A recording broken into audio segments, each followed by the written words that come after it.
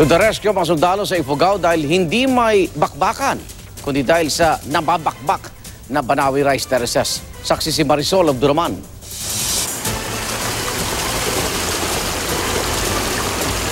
Binansagang 8th Wonder of the World.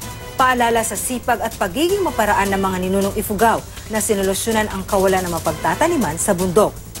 Libo-libong panahon na ang nakalilipas simula ng gawin ng mano-mano ang hangdag-hanggang palayan na ito ng mga ninuno ng Ifugao. Ang nakamamanghang lugar na ito ay idineklarang UNESCO World Heritage Site.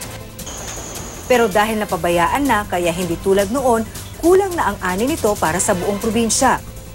Isa raw sa mga dahilan ng pagkasira ng rice terraces dito sa Banawe ay ang pagtatayo ng mga bahay mismo sa terraces, lalong-lalo na ang mga konkretong istruktura, gaya na lamang ng nakikita ninyo sa aking likuran. Pero di pa naman daw huli ang lahat. Dahil walang budget sa pag-aayos ang lokal na pamahalaan, tumutulong sa restoration ang Philippine Army. Pagka tuloy-tuloy yung water irrigation niya sa taas, mas lalo niyang maano dito. So yung erosion, dadalhin niya hanggang sa baba. Ang misyon, mapanatiling buhay ang rice terraces hindi lang sa mga libro, kundi para sa kabuhayan ng mga susunod na henerasyon. Mula rito sa Banawe, Ifugao, ako si Marisol Abduraman, ang inyong saksi.